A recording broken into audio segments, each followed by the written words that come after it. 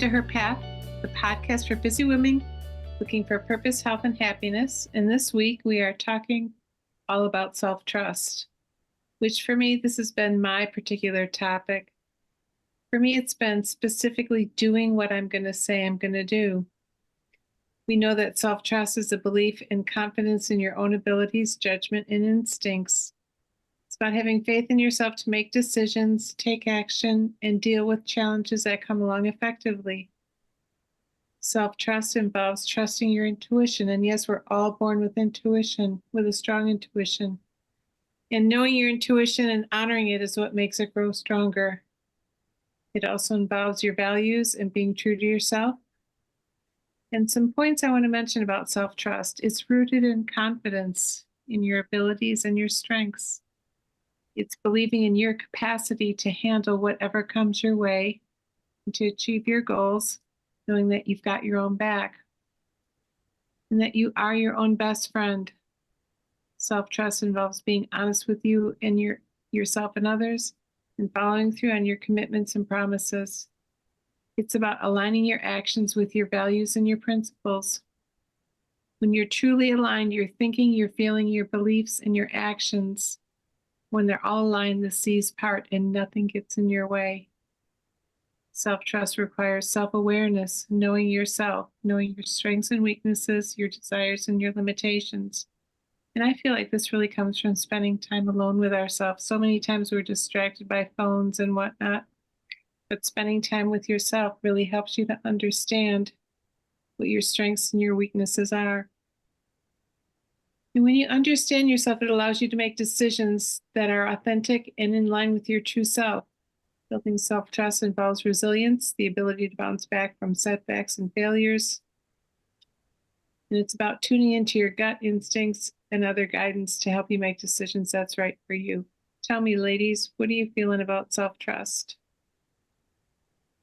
So I can chime in here. What I loved what you said, Nancy, was it starts with self-confidence. And that really rings true to me. I think that self-confidence is the key and it's the jumping off point to have self-trust. And I have this amazing example that has just happened recently with one of my clients. So one of my clients is in the process of getting a very, very large promotion, something that she's worked towards her entire career.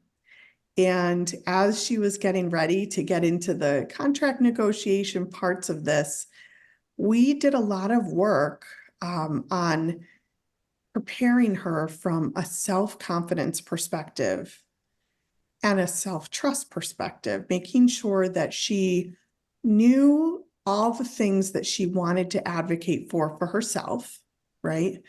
That she knew the whys behind the what, whether it's negotiating a salary or negotiating how the position will operate. When we really got her self-confidence up, that's when her self-trust really shone through. Like her back went up and her shoulders went down and her head lifted up. And you could just see that she trusted herself to go through this very intense and intimidating negotiation process. And, you know, she called me after she did it and she nailed it. And she said, I felt so good. I felt so confident. And she sounded on the phone so confident and just so I've got this and I know my value and I trust myself. And I had this conversation. So when you started talking about self-confidence, that really triggered me because I feel like that if you don't have that, there's no way you can have self-trust. Exactly. Yeah. I liked what you said about following through with what you say you are going to do. And it sounds pretty simple. And I think a lot of times for us, it's a lot easier to do that when it is, well, I can speak personally for myself. It is a lot easier to do when somebody else is depending on you. So when you say you're going to do something for someone or someone is depending on you to do something for them, I feel like that is, for me, sometimes a lot more powerful in holding myself accountable to that because it means something differently on a different level versus learning how to do something that you want to do or you plan to do for yourself.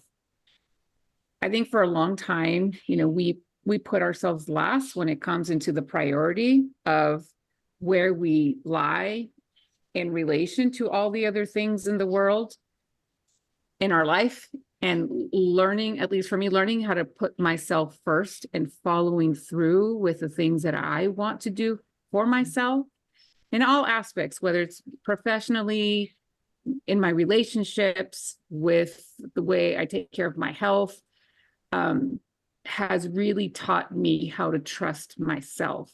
Right. And I think that has been the hardest thing for me, is being accountable to myself, doing what I say I want to do for myself, following through for that. I think that has been the most challenging thing for me with self-trust, and something that honestly I still continue to work on.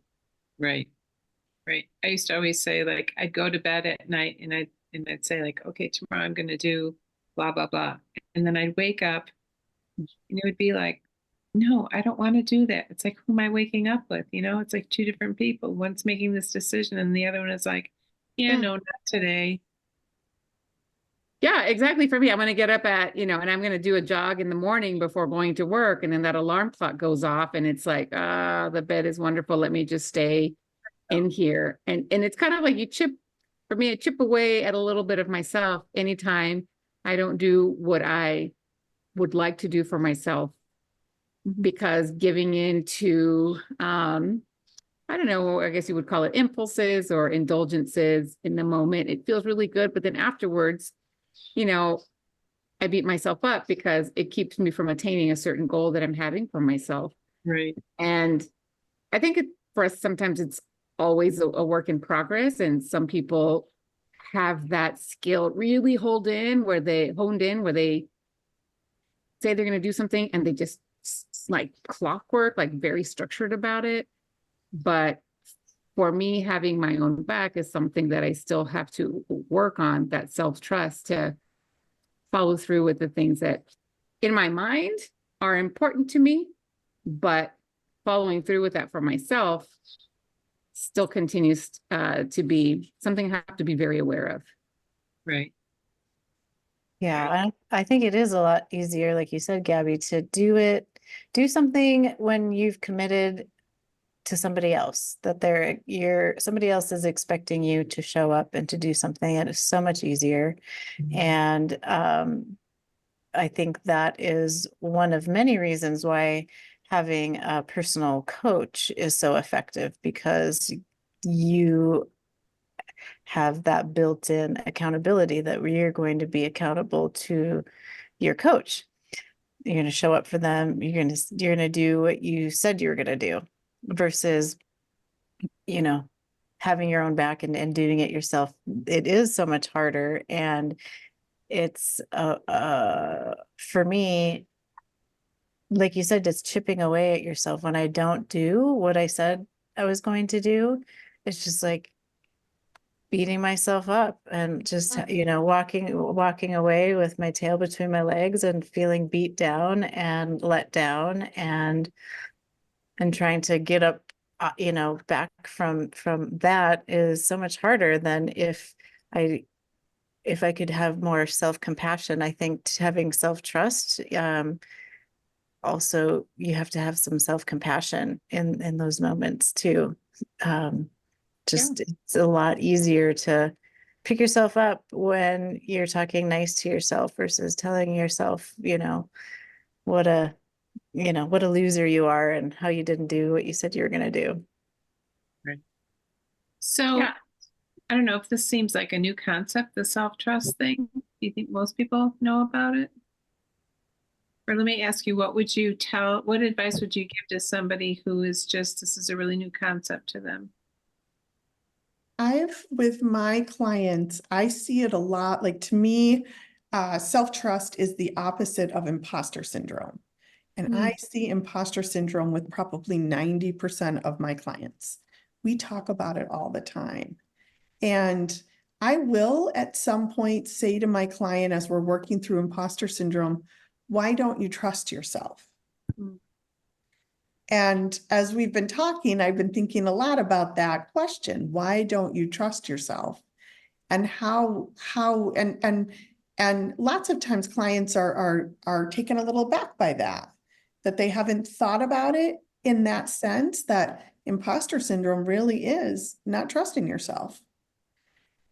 And so to answer your question, I think it's not something we talk about. It's not something we normalize, that whole concept of self-trust. And I really do think it should be something that we spend more time talking about and normalizing. Mhm. I think building it, when kids are really little is really critical for sure. Yeah. And I think being realistic with ourselves about some of our strengths and weaknesses can help us develop more self-trust with ourselves. But we need time to be able to think about where exactly do I excel and where do I need to do more work so that I can, reach or be successful at whatever it is that you're trying to succeed at. Because I don't know if you all have people like this in your life, but I have a few people in my life who, anytime they say anything, oh yeah, we're going to show up, we'll be there. Or yeah, we're planning on this and that. There's always that little voice like, right, we'll see if they show up. They always flake out. They're never there. And then we just accept it like, sure. All right. Yeah, we'll see. We'll see you there. We'll see what happens. And in the back of the head, we know it's never going to happen. Or, yeah, I'll pay you back. Thank you for letting me borrow money. It's like, yeah, I know they're never going to pay me back. Yeah, it's okay. No big deal. But it gets to the point where we do that to ourselves. And I don't know if you've ever had that experience where you say something like, all right, on Monday, I'm going to start again. I'm going to get up. But then there's that little voice that's, yeah, right. You've never done it before. What are you talking about? Yeah, I'm going to start, really putting 100% into my, into my business, and I'm going to do, complete this list. And then the day comes around and it's like every single excuse under the under the rainbow to not do it or not get it done or not follow through. So sometimes we just have to be honest with ourselves and be realistic with ourselves to what exactly am I willing to do?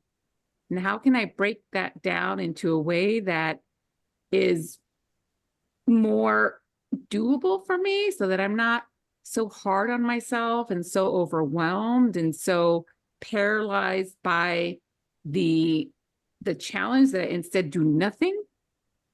And where is it where my weaknesses are, where I know that it may be better for me to either ask for some help, get some support,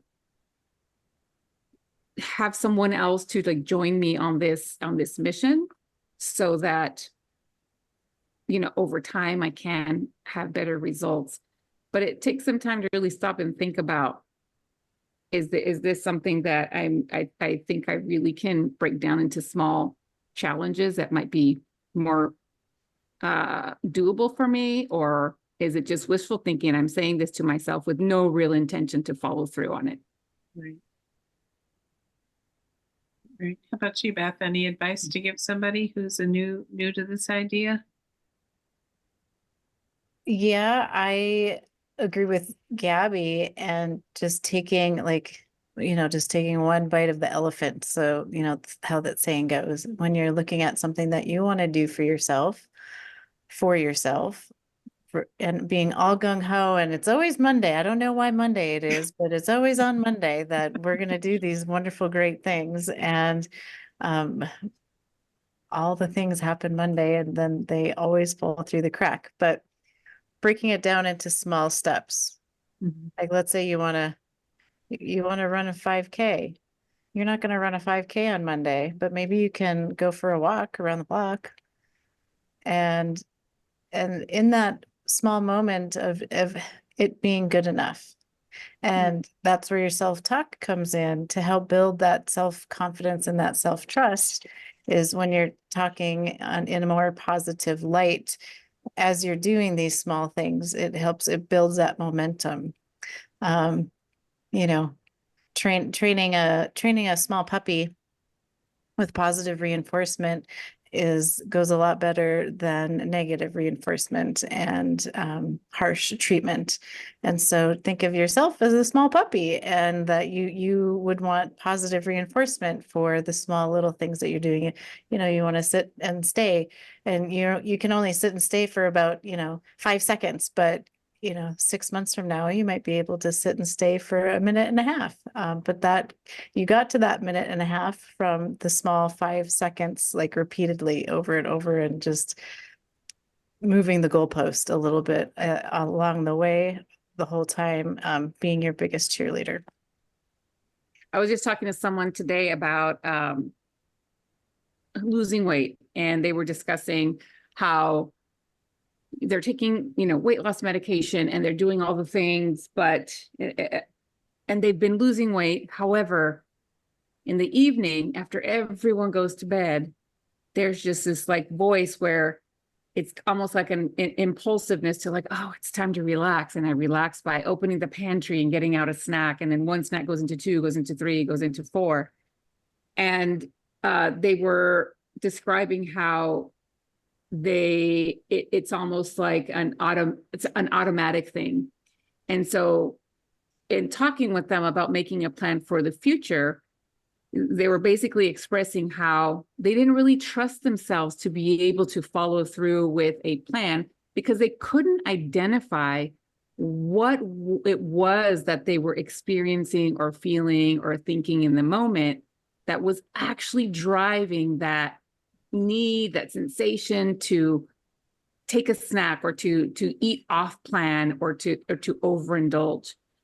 And so back to what you were saying about finding a way to give yourself positive reinforcement to actually following through with, a plan that you'd made for yourself. We talked about doing like a star chart for themselves, kind of like we do with kiddos, where you get a star every time you are consistent with a certain, like doing your homework or your reading or whatever. Like sometimes as adults, it's okay if we need help with some visual, something that we can see. And I made the suggestion, put that right on your pantry where you normally go to dig in for your snacks after, in the evening. Put yourself a chart or a jar or something where you can put a star or a sticker or, have your kid help you with it if you need to. So that when you go in to eat something off plan, you have that reminder there we're not eating after dinner. You'll get a star, you get a sticker if you don't snack at this time because you decided that it was a good idea not to snack after dinner so that you can lose weight, as a way to reinforce that desire to not snack after dinner to help continue weight loss. And it was like a mind-blowing thing when I was talking to him about it. He was like, wow, I never thought about doing something like that. And that's just one small, simple way to help kind of strengthen that self-confidence, that self-efficacy of like, I can do this. I just have to kind of know or find a way to help keep myself accountable and help keep myself on track. And then also to understand that not every night's going to be perfect. Some days you're still going to do it despite having the star chart or something there as a reminder, and it's okay. But practice over and over will help make it more consistent over time. Right. Building that resolve. I love that. That's awesome. Elise, did you tell us your advice? I did. I talked a little bit about the whole concept of imposter syndrome, but I love where Gabby and Beth have taken this too, because it's those small steps of accountability that slowly build trust. Right. So, a lot of times with my clients, we're talking about they're really unhappy where they're working, or they're really unhappy in a certain part of their life. But the idea of switching careers in our 50s when I have teenage kids and all the things seems daunting and overwhelming. So we do the same thing where we take it little bite by, what is it? The elephant, you bite at a time, a bite at a time. All right. We're not happy where we are right now. And that leads to doubting yourself, and that leads to not trusting yourself. So through the process of doing little bits at a time, let's figure out what your passions are. Let's figure out what your talents are. And I had to learn something else too, is how to say no and how to set those boundaries. Yeah. and how to trust myself to really protect myself from being overstretched. So an example I could give is I'm a family medicine physician. My practice is pretty robust. I've been practicing for a while and I'm pretty full. Technically, I'm not really taking any new patients because I'm just super full, but I get requests all the time from family members of patients, people that, have had a wonderful experience. And so learning how to say no and trust myself that the reasons for saying no are for not only by my benefit, because preventing burnout and overworking is definitely not helpful to me, but also it decreases the quality of care that I could provide to my patients when, they try to make an appointment with me and they can access me in a timely manner versus having to wait weeks for like a UTI or something that they need to be seen sooner for. And being okay for my reasons for saying no. I used to feel so guilty and be like, okay, sure, I can book you. And then my schedule would be like double booked, super long, and I'd be getting out late and, not making it on time for some of the things that were important for the kids. And so learning how to set those boundaries and being okay with saying no and trusting that my reason for saying no was valid, that I want to have a decent quality at work for myself, but also so that I can better take care of my patients. And that has been the most recent thing I've had to work on to help me maintain a better balance with work and life is learning how to say no and being okay with it. Huge skill. Saying I was no. so afraid before. I'm like, oh, they're going to get mad at me, or, I'm going to get a bad review online, or, what if then I don't have anyone scheduled the next day and then suddenly I have no patients, like all this, drama would happen. And I just had to trust myself that my reasons were valid, that nothing bad was going to happen, that it was the best choice. And these other people, they're going to find themselves a wonderful doctor somewhere else and they're going to be okay. And so I had to learn how to trust my decision and my choices. That's huge. That's absolutely huge. Well, ladies, this was a great podcast. Thank you all for listening. And if it resonates with you, please like and share. Until next time, have a fabulous week.